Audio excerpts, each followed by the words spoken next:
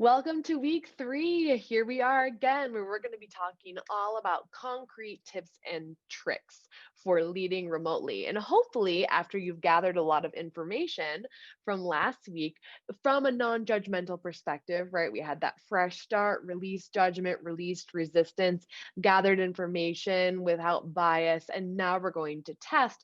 Hopefully, you've already are coming with some ideas of your own that you want to implement. And we can talk about testing them today. And then I'll add some more ideas to your toolbox. And again, we're following the A plus method, right? So we started with the acceptance and awareness. We started to evaluate what was happening in our lives without judgment. And now we're going to adapt, make small little changes so we can adapt and find solutions for improvement that are sustainable. The learning objectives for today is we really want to identify what do you and your team need the most and discuss practical tips to improve your issues with leading remotely. Figure out how to put those tips into action with a game plan, and you're going to cover that in some of the journal questions, and lower that barrier to entry. We are always going to talk about the bare minimum in this module because it's so important as we get started. People want to start too big and then aren't able to commit to it. And yet, even if we approach something with a low barrier to entry with a bare minimum approach, there is still a time investment to any change. And as Howard Rheingold, communication expert and writer, said, any virtual community that works because people put in some time. So if you want your virtual corporate culture to work, it's going to require you and, quite frankly, everyone else to put in some time, especially to learn how to navigate that differently if you're used to an in-person work environment or an office work environment. Here's just a quick reminder that every drawback also has a flip side to it, right? So even though there may be some confusion about what's going on, that is requiring people to be more transparent, to ask, to speak up if they're confused, where maybe you would have just been able to rely on seeing it on their faces, but it never would have really required them to open up and say it. In a sense, there's more trust because there's less micromanaging and there's more independence problem solving because it's harder to just reach your manager. You can't just walk down the hallway or wave to them as they walk by to the bathroom. And certainly more autonomy, as individuals are learning to rely on themselves and work in whatever way works for them, as long as they get the job done, right? So, we want to talk today, or to hone in today on what would be that first domino. Like, what would have a domino effect that would help improve your entire team? That's really what we want to isolate. And after gathering information, you probably already have some ideas. And if you don't, hopefully the tips and tricks that I offer today will give you some ideas, or you can use the ones that I offer. But it is really important that no matter what commitment you choose, cut your commitment in half and cut it in half again. This is all about taking baby steps and continuing through an iterative process of growth for you and your team to learn how to manage the remote work environment.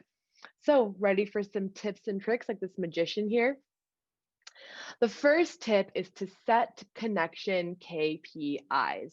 Make intentional team connection a requirement and ask members of your team to reach out to each other, to set more more like one-on-one meetings with each other to check in, even if they're checking in through text and that's all they have time for, to have people really connect with each other, and not just one buddy but several, so that they are able to foster, or to kind of replace that hello on the way to the break room. And you can also work toward fun goals together. I've talked to a couple of companies who have done sprints where they work on tracking steps together, or you can do stretching together, or meditation, or anything that will help them get moving and help them connect with each other. But setting those KPIs, making it, quite frankly, mandatory, or highly recommended for them to reach out to each other and to join group experiences. And then for you and any leader on your team, really increase those one on ones, have more frequent, shorter one on ones. Try to bring in some lightness and some humor, share a silly joke, like make it fun and not all just about work. spend time talking about personal lives, but ask consent first. Like, is it okay if I ask you how your weekend is? Always make sure that they feel really comfortable or how your weekend was, and focus on the big picture, right? Like, don't just, I think it's really easy when we have one-on-ones to get right into the details of a project and how that project is going, but also, and it will help you zoom out and see the big picture of what's happening. Okay, cool. And so let's talk about how that relates to the company's vision. Like, try to zoom out as often as you can. And use language of feelings. If it's been awkward for you in the past, sorry, this is a time when you really need the language of feelings. Share your feelings with more transparency and vulnerability, even if you do it just during those one on ones. Like, yeah, I've been really struggling with motivation. I'm just feeling, the drudgery of working from home. Or tune in to the energy of your team and vocalize your observation. Like, you guys, like, I'm hearing some dead silence on the phone right now. What does that mean? And just ask them what's coming up for them. And also, I think this is really cool, is encourage your team to share gratitude with each other. So even if you're doing a large Zoom event, you can ask your team to do a shout out and list the name of somebody in the comments who they really appreciated that week and maybe what that person did. And that can help foster a lot of just positivity throughout your culture and connection, even if you are on different parts of the planet. So now let's talk specifically about what that sounds like. All right, what to say. So let's say you're setting connection KPIs. You can say something like, if we all work together, how many steps could we collectively walk in the next month? Ask them, invite them in, even if it's mandatory, get them on board, so that they're like, oh, geez, I don't know. I wonder, let's see. It's almost like, guess how many jelly beans are in the jar? Everybody wants to go up and kind of count, right? So invite them in for activities like that. Or say, who would like to join a 15-minute meditation every Thursday at noon? What other ideas do you guys have that can help us come together as a group and help benefit our relationship that isn't so directly related to work? And even give them an opportunity to lead the way, and come up with an idea. Somebody might say, oh, I can lead a quick yoga stretch, or somebody else might have a different really cool idea, and invite all of those in, and try them on so that everyone feels engaged. When you increase your one-on-ones, you can say something like, I'd like to use the first 10 minutes of our meeting to check in with each other. How would you feel about that? So you're also letting them know, I'm going to approach this a little bit differently. Like, you're giving them a heads up so it's not so weird and they don't know where you're going with it. But if you approach it in a way where you're saying, hey, like, this is what I'm doing, and it's for the purpose of us connecting because it's super hard remotely, they're going to be like, oh yeah, okay, cool, cool, cool. And you can also bring in personal things from, I mean, usually if you're walking by them in the hallway, you might be like, oh, look at this picture of my dog. It's so funny. But you may have to ask permission to share a story of something funny your kid did this weekend. Sometimes I'll get a text from my nanny when I'm having a meeting with my team, and I'll be like, oh my gosh, you want to see something funny that my daughter just did? And they're like, yeah. And that also invites them to share what they did over the weekend, and new things that are happening in their lives. But you have to be more intentional about it in a remote setting.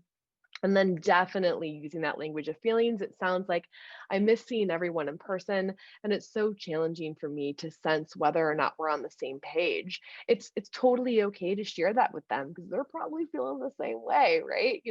And then you can follow up and say, can you help me understand what your understanding is of this project? Or, asking them, who would each of you like to recognize and appreciate today? And say, can you type it in the Zoom chat? And then you can even choose a couple of people to elaborate so that their peers are able to recognize other peers. That's a really cool, fun way to foster connection on your team as you're working remotely. So those are a few tips and tricks. A couple I gave you last week is also that you can send physical things to people's address, whether it's a puzzle or like an adult coloring book or something, and have little coloring competitions. I mean, it may sound silly, but those are really fun ways for people to just engage with each other. And it's not gonna resonate with everyone, but if you try many things, at least one of those things should resonate with somebody, right? So just try it out, give it a shot. So action steps for this week. Choose whether it's, ideas of your own that you came with today, or new ideas that you've gotten as a result of the ideas that I've given to you, if you're kind of brainstorming with me, and hone in on which three you want to test out this week. And then ask yourself, how can you make it really, really, really easy for yourself to test them out? And then I'm going to have you go another layer deeper. How can you make it even easier? In other words, half it and half it again. And again, this is really important. We want a very low barrier to entry so that you can have a lot of opportunity for success and to try things out and learn. And then, so speaking of which, how can you set yourself up for success? So many people say, "Oh, I'm going to do it. I'm just going to remember." Like you're probably not. You're setting yourself up for failure there, okay? So just put a reminder somewhere, put a sticky note somewhere once you've decided what your particular action step is going to be. And then ask yourself, how are you going to measure your progress? You're going to measure your progress by the frequency with which you do your action step, or how you feel on a scale of 1 to 10 after you do your action step. But take some time to figure out how you're going to measure it. And then ask yourself, how realistic are my expectations here? And how can I make them even more realistic? So perhaps you've halved your action step and you've halved it again so that you know that you're going to be able to do it, but you still have really, really high expectations for how the other people are going to respond. Maybe lower your expectations a little bit there too, right? So you're not super disappointed if they don't jump on board right away, because it's probably going to take a few tries. Or you'll strike gold, which would be awesome, in which case, please share that with me because I want to know what worked. Okay. So hopefully throughout the day, throughout today's module, if not already, you'll be able to work through it in the next lesson as you do the journal, answer the journal coaching questions. You want to identify what you and your team needed the most. We definitely learned some practical tips today to improve your issues with leading remotely. And then hopefully together in that next lesson, as you journal, you'll start to look at how you can put those tips into action and lower the barrier to entry with the bare minimum approach. So this week, just test it, okay? This is not a commitment. And if it doesn't work, it still tells you valuable information, even if the information is that was not the best idea. And I'm going to try something completely different and let that go. That's okay too. You don't have to keep trying something that's clearly not working. So take the pressure off and try not to expect perfection of yourself or a perfect response from others. And regardless, share whatever you're testing out at the Hodges Leadership Institute LinkedIn group. We want to hear from you, hear what's working and what's not. And next week is going to be all about making a commitment to how you can continue to not only commit to the action step that you've decided on, but also commit to how you're going to continue to improve that action step and refine it, or let go of it and try new ones. So in summary today, connection and engagement in a remote work environment require an emphasis on language. All right, so there's a huge emphasis on language here, and so really start practicing where you may have relied on subtleties or physical cues in the past, and where you need to replace that with clear and concise language and questions going forward.